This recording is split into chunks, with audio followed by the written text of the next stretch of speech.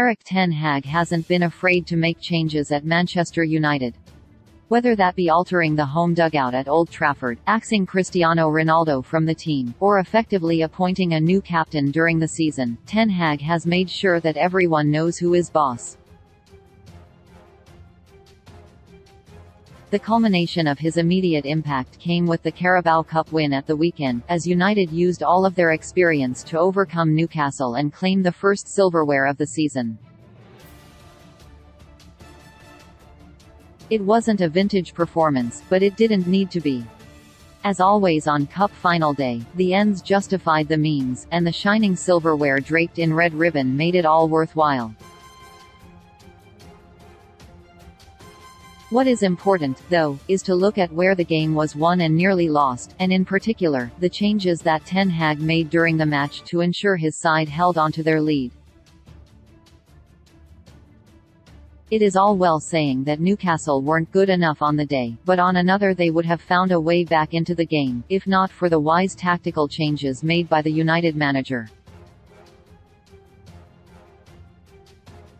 Ten Hag won't get much credit for taking Diogo Dalot off at half-time when he was on a yellow card, but it is a switch that not all managers would make if they didn't want to risk upsetting the rhythm of the match. The United manager had no hesitation to do so, though, as he sent Aaron Wan-Bissaka for a warm-up before the first half had even ended and planned ahead for the change.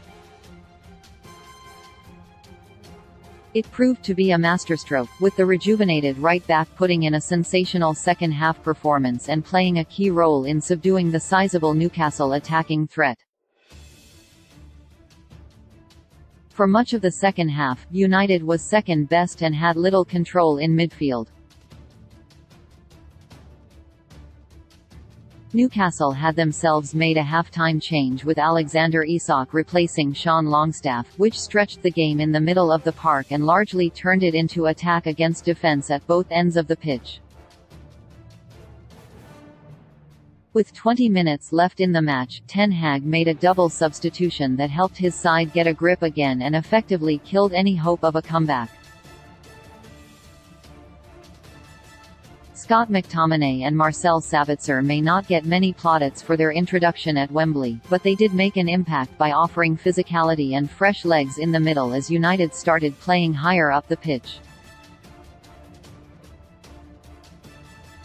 Ten Hag also did a nice job of man management by bringing club captain Harry Maguire on in the dying moments of the game to ensure he had played a part in the victory.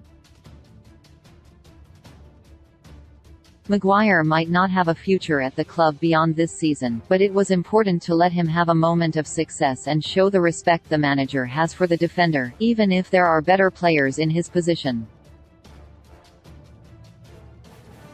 That classy gesture sums up the brilliance of Ten Hag, with the manager having worked so well to merge both the old and the new together, with the entire squad unified in their ambitions.